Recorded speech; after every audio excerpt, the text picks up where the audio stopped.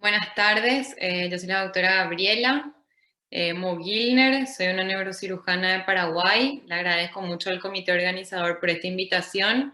Bueno, hoy la charla vamos a hablar un poquito sobre tumores cerebrales. En esta nueva modalidad de hacer una charla grabada es un poco complicada porque lo más lindo de las charlas es poder interactuar con los estudiantes. Así que hagan screen o guarden alguna imagen que les interese, que les guste, y yo estoy siempre en las redes, entonces esa va a ser un mecanismo indirecto. Arróbenme, compartan conmigo las dudas que tengan o qué les gustó y vamos a estar en contacto. Bueno, en el cerebro o en la cabeza en general hay distintos tipos de tejido. Tenemos el tejido neuroepitelial, tenemos pares craneales, tenemos meninge, tenemos células hematopoyéticas, hay distintas regiones, hay células germinales.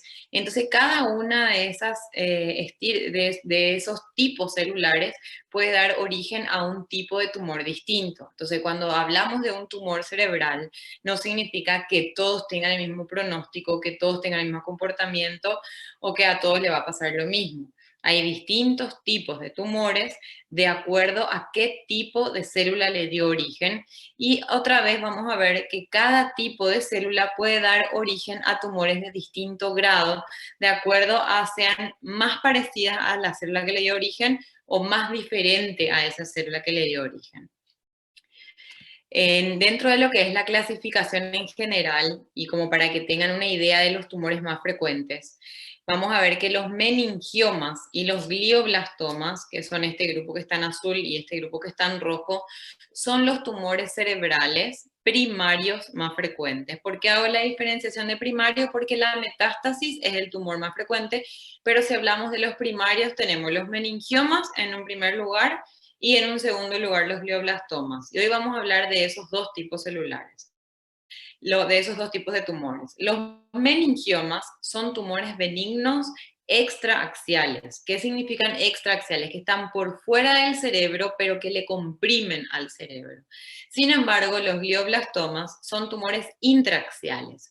Los glioblastomas son un tipo de tumor maligno que sería el grado 4 de un glioma. Vamos a ver que entonces el grupo grande de glioblastomas son los gliomas, y el glioblastoma en particular es el glioma grado 4. Eso vamos a ver después. Y como ven acá, hay otros tipos de tumores como los linfomas, ependimomas, schwannomas o gliomas de bajo grado que tienen otro porcentaje. Entonces, el mensaje final de esta diapositiva es: el tumor más frecuente primario es el meningioma, un benigno extraaxial, y el glioblastoma, el segundo, que es un glioma intraaxial maligno. Vamos a empezar a hablar de los gliomas, ¿sí? Entonces, los gliomas son un tipo de tumor que viene del tejido neuroepitelial, ¿sí? Esta misma diapositiva es como para que se hagan un esquema mental. Teníamos los tumores del tejido neuroepitelial, los de pares craneales, meninges, neoplasias hematopoyéticas, tumores germinales de la región cerebral. Todo vamos a ver un chiquitito, pero en general vamos a hablar de los gliomas y de los meningiomas. Entonces, los tumores del tejido neuroepitelial, que van a ser los primeros que vamos a hablar ahora, son los gliomas. Y yo antes de eso quiero aclarar que todas las imágenes que van a ver son pacientes reales, míos, manejados en diferentes centros, y todos accedieron a aparecer en estas clases, ya que tienen fines educativos, así que yo les pido que respeten obviamente todo lo que implica la cara del paciente, etcétera. Entonces, bueno, dentro de los tumores del tejido neuroepitelial, que dijimos que están los gliomas, vamos a ver distintos tipos de tumores, ¿sí? Tenemos los astrocitomas, por ejemplo, que son tumores que, como se ven acá en esta resonancia, son generalmente corticales, heterogéneos, tienen una porción quística, una porción sólida y aparentan estar bien delimitados. Después vamos a ver que eso depende del grado. Los oligodendrogliomas son otro tipo de glioma, ¿sí? Que, como se ve en esta tomografía, tienen estas hiperdensidades que son calcificaciones. Los oligodendrogliomas se caracterizan justamente por ser tumores que se calcifican en la tomografía y que debutan con episodios convulsivos en pacientes relativamente jóvenes. Tenemos también tumores ependimarios. Acá ya estamos hablando de otro tipo de tumor neuroepitelial que, como su nombre lo indica, salen del epéndima y tienen extensiones que van a nivel de las cisternas. Podemos tener también tumor del plexo coroides, ¿sí? Como ven acá, puede ser un papiloma. También podemos tener tumores en la región pineal. Esta es una resonancia, esta es la región pineal, acá está el tronco, cisterna colicular y acá la región pineal con un tumor bastante importante ahí, o tumores embrionarios como el méduloblastoma, que es un tumor de fosa posterior muy frecuente en niños se ve más en la línea media y en adultos más en el hemisferio cerebeloso. Entonces, ¿qué les muestro acá? Que si bien nuestra primera diapositiva era que podían ser de pares craneales, del tejido neuroepitelial, de células germinales, dentro de los tumores del tejido neuroepitelial, otra vez podemos tener distintos tipos que son estos. Entonces, anteriormente se creía que teníamos una célula neuronal progenitora. Esto es real, esto no es que se creía, lo que se creía bien al final, que puede dar origen a una célula neuronal progenitor o a una célula progenitora glial. La neural, vamos a hablar de las que van a dar origen a la neurona propiamente dicha, y cuando hablamos de células gliales tenemos los astrocitos y los oligodendrocitos, que son las células del soporte del sistema nervioso central. Entonces, anteriormente se clasificaban en que si nuestro tumor salió de un progenitor neuronal, entonces era un meduloblastoma, por ejemplo.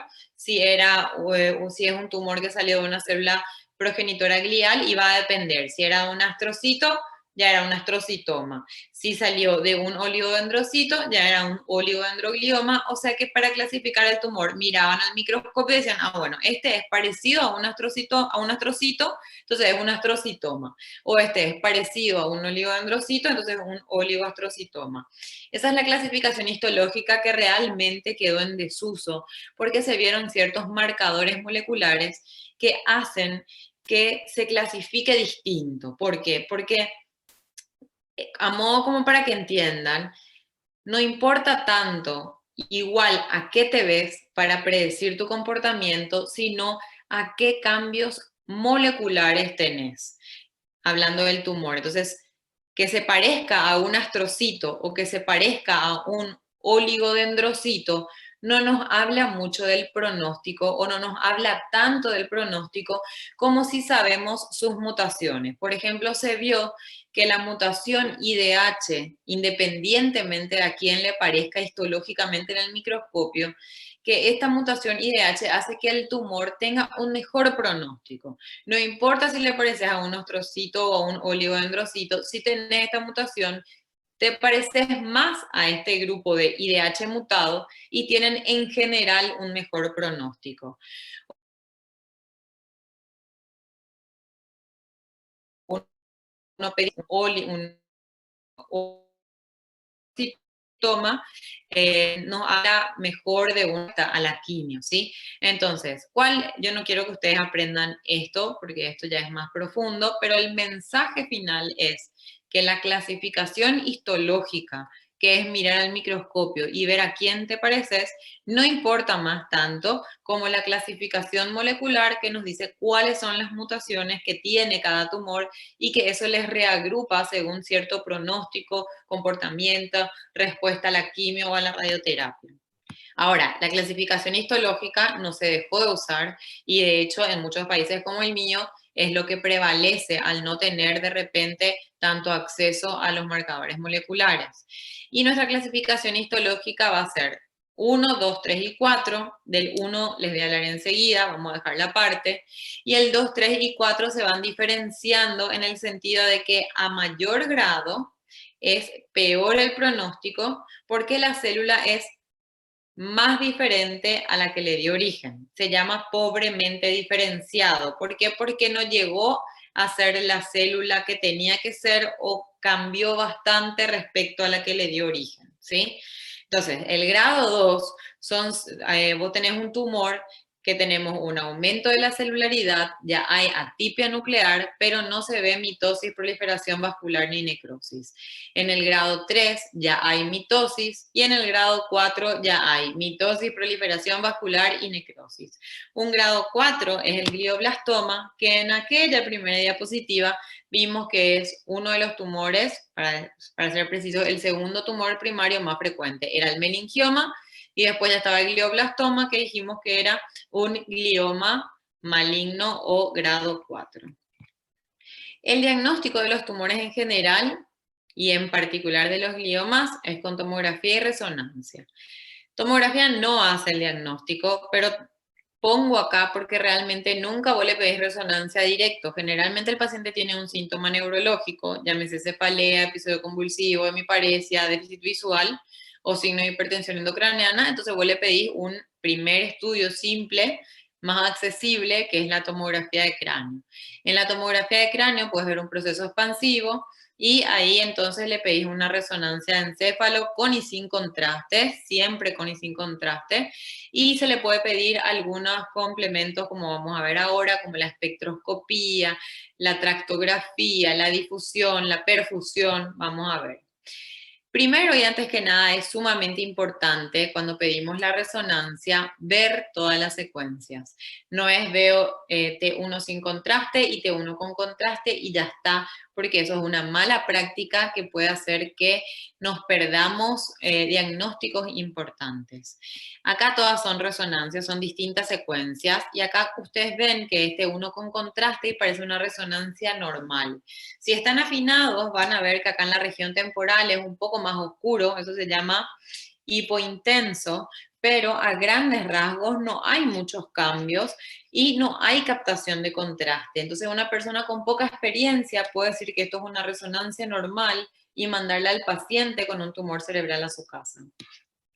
Vemos en T2, sin embargo, cómo hay una región hiperintensa en T2, ¿sí? Acá lo que se hizo fue anular el LCR, sigue siendo T2 hiperintenso, y acá vemos la perfusión que nos mide la actividad metabólica, por decir de alguna forma, de este tumor, y no hay nada rojo ni amarillo, vemos que esta zona se llama fría, donde habla de un hipometabolismo que probablemente sea un tumor benigno. Acá cambia el aspecto, tenemos ya una captación de contraste en anillo. Hay ciertos diagnósticos diferenciales cuando vemos lesiones en anillo como una metástasis, un absceso, un hematoma en reabsorción o un glioblastoma. Pero si ustedes no sabían eso, no importa. Acá vemos también una imagen hiperintensa en difusión y acá una zona caliente que nos habla de un hipermetabolismo. En estas imágenes vemos que probablemente se trate de un glioma de alto grado. En esta secuencia se dice restringe a la difusión cuando es así, y la difusión es la movilidad de las moléculas de agua. Si tenemos algo muy celular o una hipercelularidad como un glioma de alto grado, entonces vamos a tener una restricción a la difusión. Acá vamos a aprender un término que es la espectroscopía. La espectroscopía es marcar en un voxel así un sector determinado del tumor o del tejido peritumoral y ver qué metabolito está aumentado. De acuerdo al metabolito que está aumentado, vamos a sospechar que es un meningioma, un tumor de alto grado como un glioblastoma, un absceso cerebral, etc. Y acá ven que si nosotros estamos marcando en la zona peritumoral y no intratumoral, ¿por qué? Porque nosotros queremos diferenciar esta lesión que está acá entre un glioma y una metástasis. Entonces, los gliomas en general, a partir del grado 2, son lesiones infiltrantes. ¿Qué significa infiltrantes? Que está el tumor y en la zona peritumoral también hay células tumorales. O sea, el tumor no se limita a lo que vemos como tumor.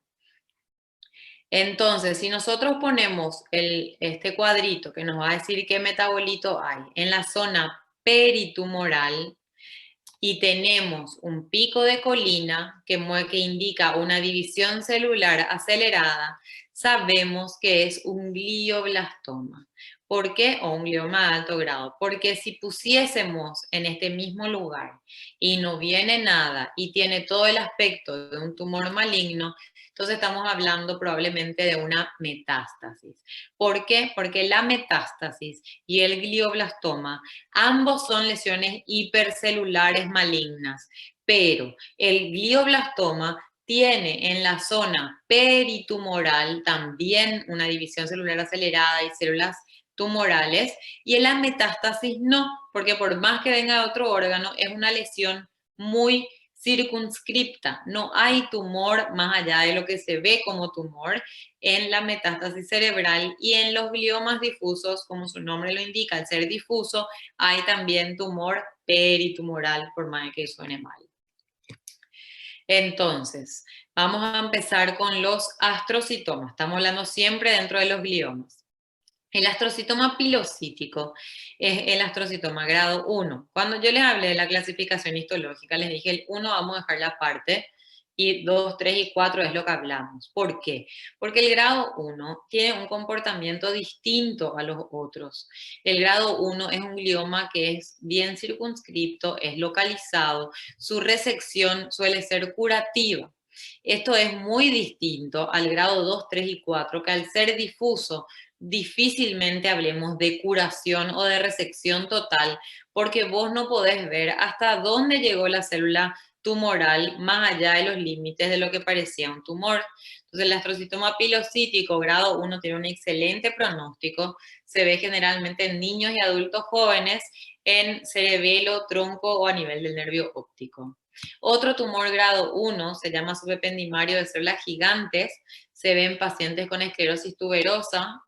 Acá ven en la región intraventricular, y también la cirugía es curativa. Otro ya son grado 2, y como dijimos, los grado 2 ya son infiltrativos. El grado 2 es todavía de bajo grado. Se clasifican también, vos podés clasificar en grado 1 y 2, que son de bajo grado, y de alto grado, que son 3 y 4. Pero el grado 2 ya tampoco podemos hablar de una resección total o de una curación 100% por el resto de la vida y no le seguís más al paciente. Porque si vos sabés que una célula maligna estaba más allá del tumor, esa célula maligna puede originar una recidiva tumoral. Entonces, los tumores a partir del grado 2 ya sabemos que son infiltrativos, pero todavía son bien diferenciados, o sea que se parecen a la célula que le dio origen. Hay atipia mínima, no hay mitosis, necrosis ni proliferación vascular como vimos cuando hablamos de los grados de la clasificación, pero tienden a recurrir y a progresar. ¿Qué significa progresar? Que el grado 2 se puede volver grado 3 y el grado 3 grado 4.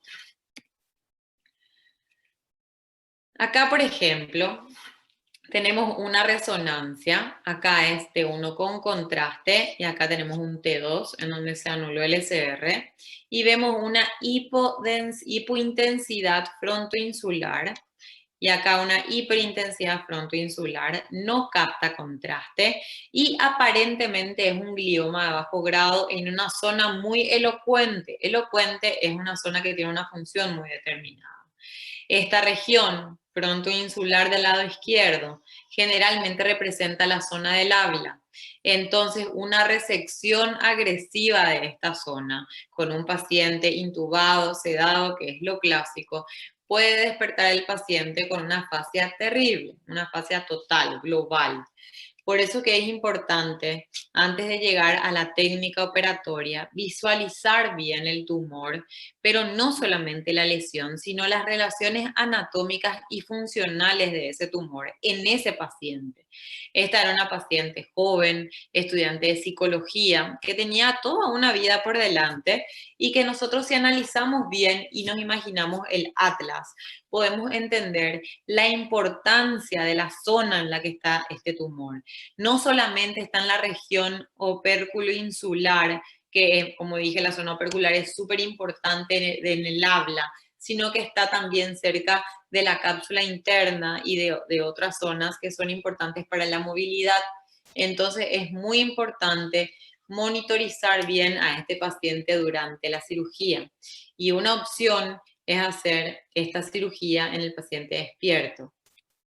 Acá vemos la paciente que les estaba comentando en la preparación prequirúrgica, porque cuando vamos a hacer una cirugía de paciente despierto, se hace una serie de test antes, de test neuropsicológicos, como para ver si el paciente ya tiene comprometida alguna función importante y como para comparar en el postoperatorio si hubo algún empeoramiento o mejoría. Y también se practican los ejercicios que se van a hacer durante la cirugía.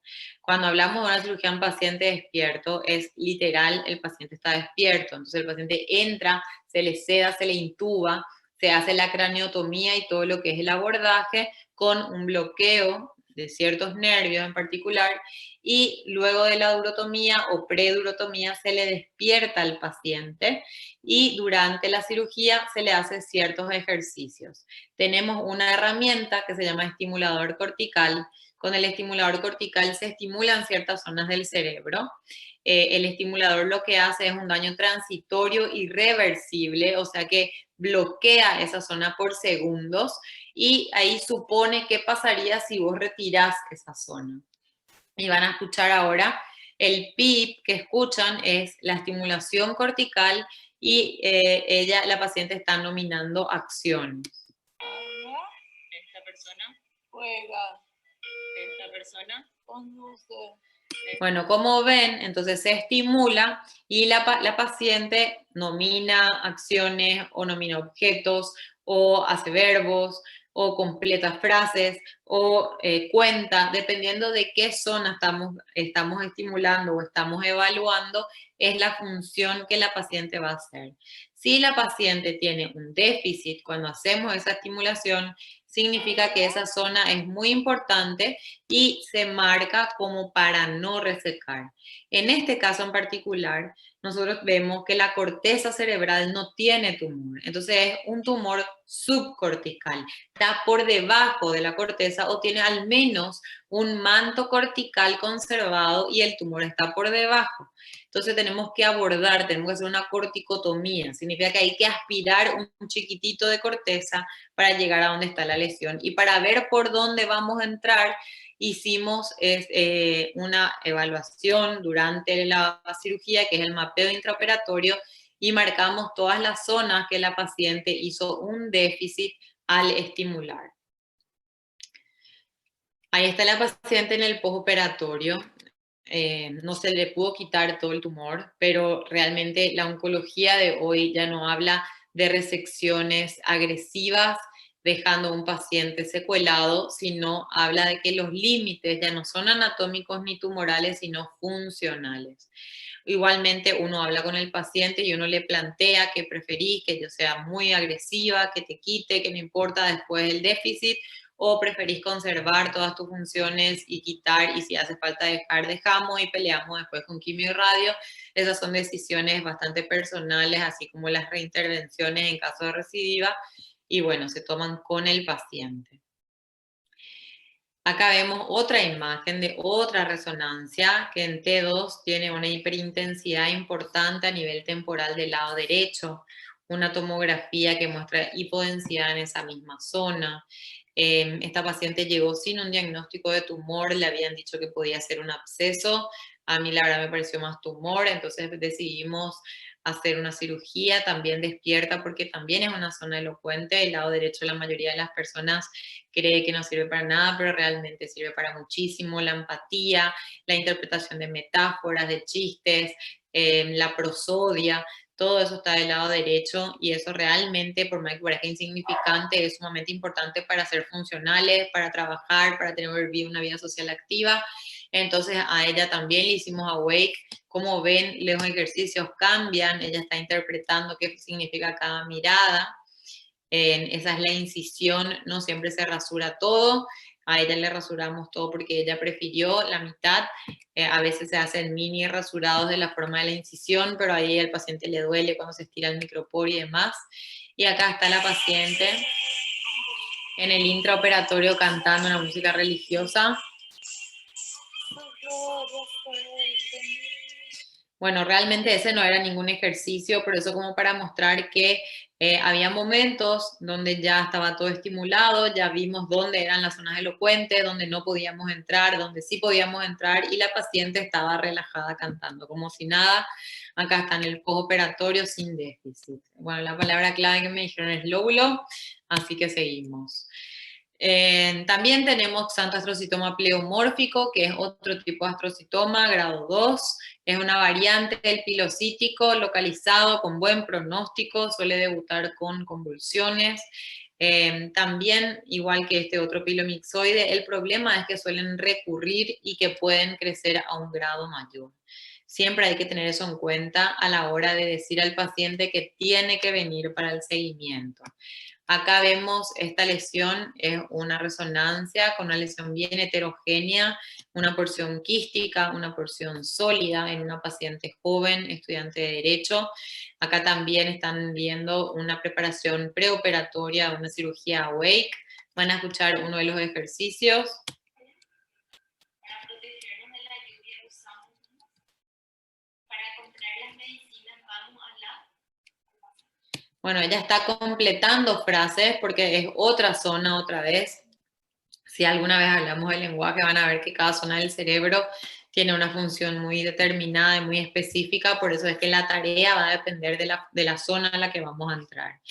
Ahí está la posición, la incisión con cabezal de Mayfield para colocar la cabeza en una posición que nos ayude, ecografía intraoperatoria donde se ve el tumor con la parte sólida y quística, el tumor, una exéresis total, el lecho operatorio, se coloca de vuelta el flap óseo, se cierran los planos y ahí está la paciente en su primer día postoperatorio súper bien y en el control al bajar el pelo ni se nota su incisión. El problema, insisto, es el riesgo de recurrencia, entonces es importante seguir al paciente de cerca.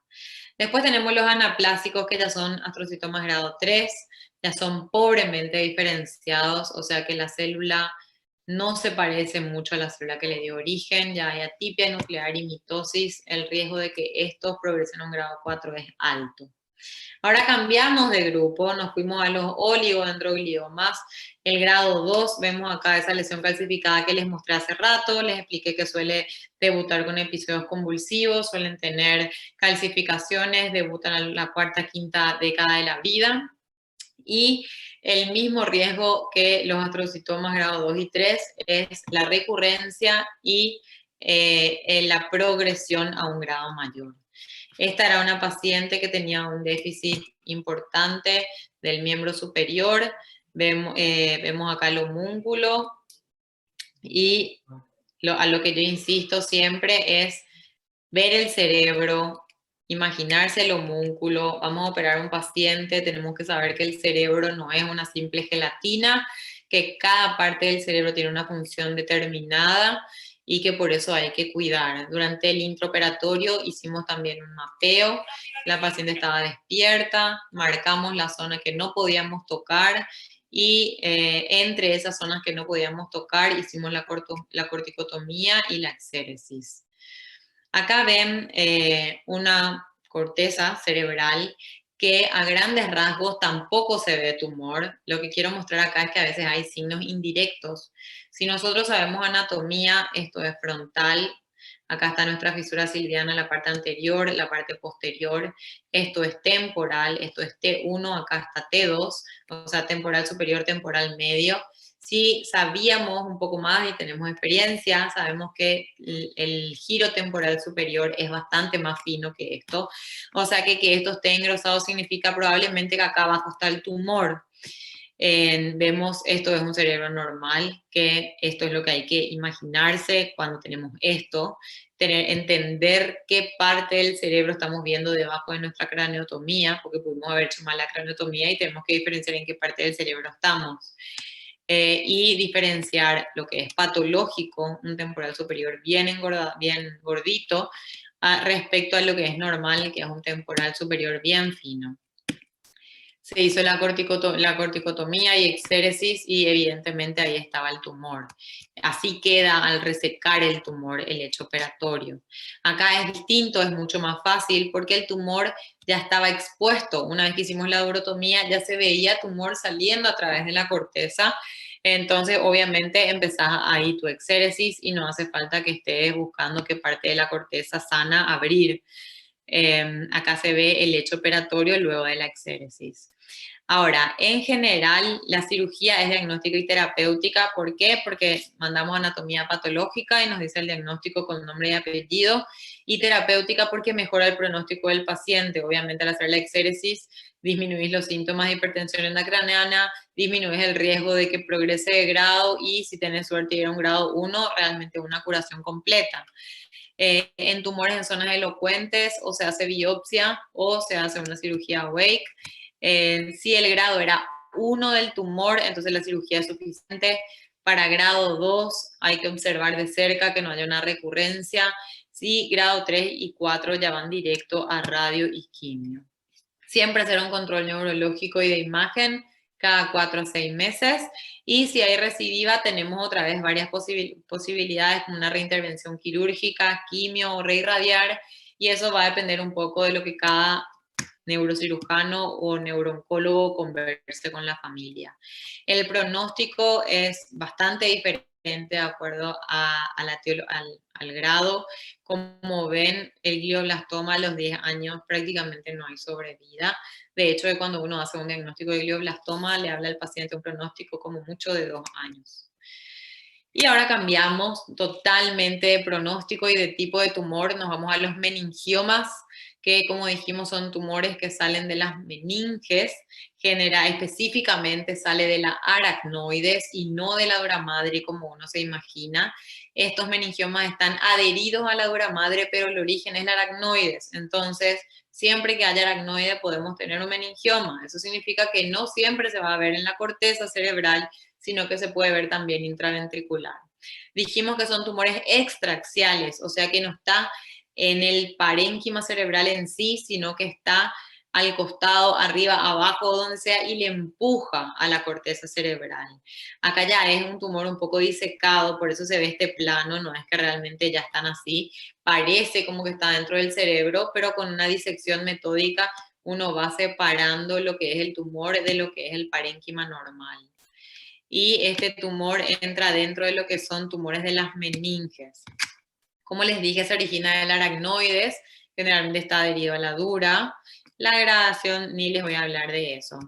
De acuerdo a dónde está, se puede clasificar en el ala esfenoidal, ¿sí? Porque ahí está el ala del esfenoides, en de la convexidad, que son los más frecuentes, con los parasagitales, ¿sí? Que se llaman parasagitales, están adheridos a la hoz. Y también hay otros, como el surco olfatorio, como el tubérculo celular, o este que es del meningioma del tentorio. Los del ala esfenoidal se llama así, si se acuerdan del cráneo, tenemos una fosa craneal anterior, media y posterior. Y el límite anterior de la fosa media era el ala del esfenoides. Todo lo que sale del ala del esfenoides va a ser del ala esfenoidal. Y vamos a dividir en 3 tercios. El tercio interno se va a llamar clinoideo, el tercio medio se va a llamar alar y el tercio externo se va a llamar pterional porque está justo pegado a la región del pterion del hueso. Acá tenemos el primero que vamos a ver, que es el clinoideo, que es el del tercio interno, porque está derivado en la clinoides, y es un meningioma que es bastante difícil de operar por sus relaciones anatómicas con el nervio óptico, la arteria carótida interna, el seno cavernoso. Siempre acuérdense, cuando ven una resonancia, no es mirar el tumor nomás, es ver qué estructura anatómica se relaciona con ese tumor, en qué paciente y qué déficit le podemos causar.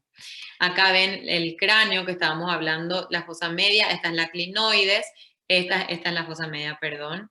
Esto ya sería anterior. Este es el ala esfenoidal, que empieza en la clinoide y termina en la región pterional. Y los meningiomas del ala van a estar acá, los alares.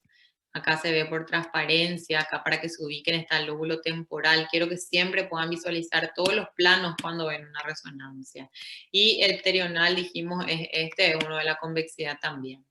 Parasagitales están unidos a la hoz, hay que tener cuidado, tienen muchas relaciones con el seno sagital superior y con el inferior también, pero el sagital superior es muy importante porque se encarga del drenaje venoso de la mayor parte de los hemisferios.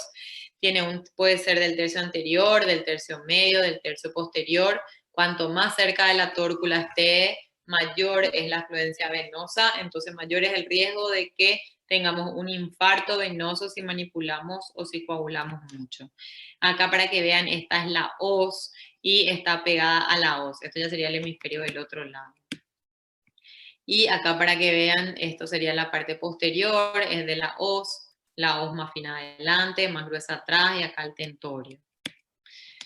Acá tenemos un meningioma parasagital, como ven, quiero que siempre se acuerden del homúnculo. Esto, por ejemplo, este meningioma nos puede dar síntomas de miembro inferior, tanto ipsilateral como contralateral, porque está afectando ambos hemisferios cerebrales en la cara medial y eso se representa en el homúnculo con la pierna.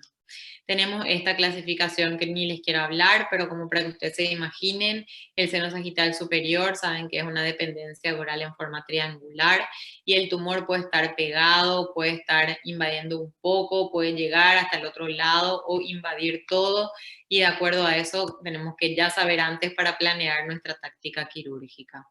Este es un tumor de base de cráneo en la fosa craneana anterior que se llama el surco olfatorio, que se caracteriza por anosmia, edema de papila contralateral y atrofia óptica del mismo lado del tumor. Eso tiene un síndrome que quiero que me arroben y me digan cuando vean esta clase, ese síndrome es de, y hay dos palabras.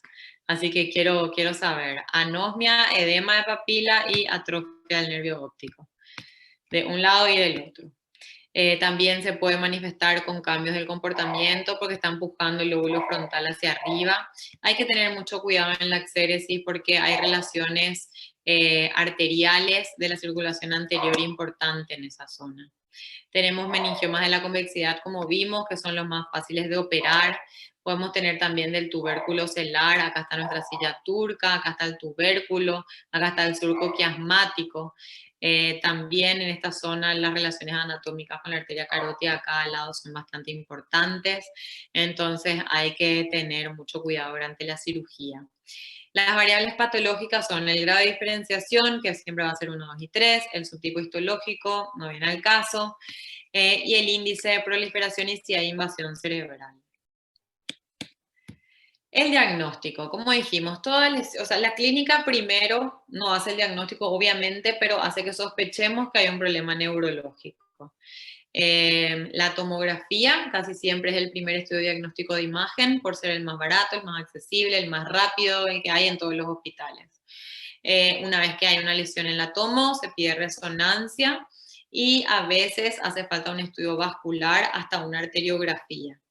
Acá vemos una resonancia, un T1 simple sin contraste, que nuevamente les digo, hay que ver siempre todas las secuencias porque una persona con poca experiencia, si solo ve esta secuencia y dice, este paciente no tiene nada, le manda a su casa y le mandó a su casa a un paciente con un tumor cerebral. Si vemos el T2, vemos acá una línea bastante hiperintensa que parece que limita algo, pero todavía podemos decir, si no tenemos experiencia, normal. Y sin embargo, al ver el T1 con contraste, vemos una zona hiperintensa que capta fuertemente contraste y que tiene el signo de la cola dural que es sumamente sugestiva de meningioma. Entonces, ver siempre todas las secuencias y comparar siempre un lado para otro. Esa es la mejor ayuda para una persona que no tiene mucha experiencia. Comparar un lado con el otro y si ves algo diferente, mostrarle a alguien. Acá, por ejemplo, esto es diferente a esto. Acá nosotros tenemos nuestra ínsula y acá no se ve bien eso, entonces importante mostrar. Algunos pueden tener calcificación que se aprecia mejor en la tomografía simple. Acá ven esta zona calcificada, un meningioma parasagital. Vemos también acá esa misma en una resonancia en T1. Acá se contrastó y vemos que capta. Acá también vemos que podemos tener afectación ósea. Hay dos tipos de afectación ósea, una es la invasión ósea y otra es una hiperostosis reactiva, que es cuando el hueso se engruesa. Acá el hueso está engrosado, pero no está infiltrado, y acá el hueso está infiltrado por el meningioma. Tenemos también meningiomas en zonas más delicadas. Esto acá ni les quiero complicar, pero tiene relaciones anatómicas con el seno cavernoso, con la carótida, y son más difíciles de hacer una resección total. El tratamiento, entonces, siempre casi de los meningiomas es quirúrgico, salvo que sea muy pequeño, sin síntomas y en un paciente de edad avanzada o con una comorbilidad muy importante. Si no, siempre es quirúrgico. Y a veces, cuando es muy, muy grande por el riesgo de sangrado, se puede hacer una embolización preoperatoria. Por eso yo les dije en un estudio anterior, a veces se necesita un estudio de imagen vascular, eso es para ver las relaciones anatómicas con las arterias y no lesionar durante el acto operatorio, pero también puede necesitar un arterio como para hacer una embolización y que sangre menos en la cirugía. Esta es la clasificación de Simpson, que tampoco les voy a marear, pero lo que les quiero decir es que cuanto más reseques, hay menor chance de que haya recidiva. Por ejemplo, si vos quitas todo el tumor y quitas la dura madre que estaba afectada y el hueso que estaba afectado, obviamente las chances de recidiva son menores. Este es el caso de una paciente de 34 años con disminución de la fuerza muscular del miembro superior derecho. Vemos acá nuestra lesión en una resonancia con contraste, capta bien contraste. Siempre ver el cerebro, no es quitar nomás la lesión, es ver el cerebro, tratar de entender por qué la semiología. Acá vemos nuestro surco central, vemos nuestro giro precentral, nuestro giro postcentral, y si hacemos por transparencia e imaginación, nuestro tumor va a estar localizado justamente ahí, entre el giro pre y postcentral, que sabemos que son la corteza motora y la corteza sensitiva primaria respectivamente. Entonces, obviamente, la paciente puede tener síntomas. En un corte coronal nos imaginamos nuestro músculo y ¡tarán! Nuestro déficit está justamente relacionando la parte motora del miembro superior con el tumor tal cual la paciente se quejó en la urgencia. Esto generalmente se resuelve con la exéresis. Acá se ve bien la lesión. Al ir disecando van a ver que hay un plano entre lo que es el tumor y el parénquima sano. Tenemos esto que es un algodón o pati que se va metiendo como para no manipular el cerebro sano que está atrás. Se va disecando la lesión y ahí se ve. Como son lesiones extraaxiales que comprimen el cerebro pero no invaden, generalmente al resecar el paciente mejora el déficit y recupera totalmente la función. Acá tenemos un paciente masculino de 74 años que consultó por cambios del comportamiento. Él era muy hipersexual, le quería tocar a todas las enfermeras, a todas sus cuidadoras, y a mí me llega con un diagnóstico de hidrocefalia porque supuestamente este era un ventrículo muy grande. O de vuelta les digo, vean siempre todas las secuencias. Si ven uno con contraste, acá hay algo que capta contraste. Y si ven T2, acá se ve que hay una fina lámina que divide el ventrículo de lo que es el quiste y que el ventrículo incluso está aplastado hacia abajo siendo asimétrico con este lado. No es que todo esto es ventrículo, acá hay una lesión que está apretando el ventrículo y que se une a esta porción sólida que estaba calcificada acá. En la exéresis vimos que es un meningioma con una parte sólida y una parte quística, y al hacer la exéresis el paciente mejoró 100% sus síntomas, que en este caso eran del comportamiento, por la zona frontal que estaba afectada. Esta es una paciente de 53 años, mujer, que tenía un episodio convulsivo. ¿Por qué muestro esto? Esto es un tumor muy chiquitito realmente, que capta bien contraste, tiene el signo de la cola doral. Si no tenía síntomas y era un poquito más chico, hasta podíamos dudar en operar, pero esta paciente tenía muchos episodios convulsivos refractarios a la medicación, entonces no queda otra, había que operar, estaba cerca de la base. Como para que se imaginen, hay que imaginarse el atlas. Vemos ahí nuestra sutura, nuestra base, acá está el surco, no es el surco orbitario acá, el techo de la órbita, el reborde supraorbitario quería decir. Acá vemos nuestros hemisferios cerebrales, acá está la sutura interhemisférica para imaginarnos bien. Acá bien adelante estaba el tumor adherido a la dura madre, ahí vimos que se separó de la dura madre, vemos que estamos separando el parénquima, hay que cuidar siempre las venas, los meningiomas tienen muchas venas que se acercan. Vemos acá otro tumor, este es un tumor de la fosa craneana anterior, del surco olfatorio probablemente, acá está la lesión. Se hace cuando está acá en el medio mismo, necesitamos abrir bien bifrontal, se hace una incisión bicoronal, una craneotomía bifrontal, esto para imaginarnos, la cabeza del paciente se extiende y se fija con este cabezal de Mayfield y la extensión hace que al estar así la cabeza, el frontal se despegue de la base del cráneo y podamos entrar por debajo del frontal para hacer la exéresis. Acá está el frontal hacia abajo, esto sería el techo de la órbita o el piso de la fosa craneana anterior, este es el reborde orbitario, y acá vemos el cerebro que está ya con un defecto porque acá estaba el tumor, adherido a la fosa craneana anterior y adherido y deformando al cerebro. Esto después va a recuperar su forma. Esto, para que se imaginen por transparencia, es la cara orbitaria del lóbulo frontal.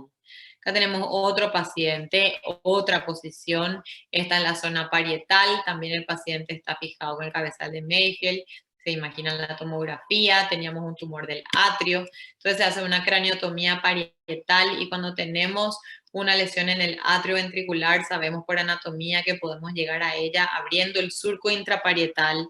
Entonces, en este caso, para no hacer una corticotomía y no lesionar el parénquima, abrimos un surco que es un espacio existente y virtual, porque generalmente no existe como tal abierto, pero sabemos que es un espacio que habitualmente tiene líquido, aracnoides, que disecando nos lleva a donde queremos llegar. Acá está el tumor, acá está el espacio vacío. Acá tenemos otra lesión también hiperintensa en T1 con contraste, con el signo de la cola dural, está comprimiendo el tronco que está terriblemente acintado, afinado a nivel del foramen magno y acá el espacio vacío. Este era un meningioma del foramen magno, cirugía muy desafiante y ahí está la paciente en perfectas condiciones. Y ya para ir terminando, acá tenemos otra tomografía. Vemos esta lesión, está dentro del ventrículo, dijimos que donde hay aracnoides puede haber meningioma. Sigue siendo extraaxial, por más que parezca que está adentro, esto no está dentro mismo del parénquima, está dentro de la cavidad ventricular. No hicimos corticotomía, entramos por el surco intraparietal, llegamos al atrio ventricular y procedimos a la exéresis. Entonces, primum non nocere, que es lo primero, no hacer daño. Siempre que vamos a ofrecer un tratamiento, tiene que ser porque vamos a ofrecerle un beneficio al paciente. La cirugía no se indica por un desafío personal, por ganas de operar, mucho menos por una cuestión económica. Siempre es porque vamos a ofrecer un beneficio a ese paciente que acuda a nosotros. En lo que es oncología es muy importante esta frase, que es curar a veces, aliviar a menudo y consolar siempre, porque a diferencia de muchas patologías quirúrgicas, no es que vuelve curar, el paciente se va y no vuelve, sino que el paciente siempre vuelve. Y cuando vuelve, vuelve ya mal, probablemente porque tiene una recidiva o porque ya no tiene solución su patología. Entonces, también hay que estar en esos momentos, aliviar lo que se pueda o por lo menos contener. Acá una foto de una de las últimas cirugías que yo hice antes de tenerla a mi bebé. Ahora ya volví, pero cuando esto estaba ya despidiéndome de lo que era la cirugía hasta tenerla, acá se ve enorme, fue Awake. Y bueno, acá está el producto, mi bebé, acá están mis nombres en las redes, @GabyMoguilner, es donde más subo cirugías, porque las otras dos son cuentas profesionales y tengo miedo que a la gente le impresione todo lo que es sangre, cerebro, tumores, así que en las cuentas profesionales suelo subir información, pero más para la gente normal, y para los estudiantes y neurocirujanos siempre en Gaby Moguilner hay un poquito de algo. Y bueno, estoy pendiente de cómo ayudarles, siempre es un honor participar, son muy organizados también acá el comité, así que nos estamos viendo y muchas gracias.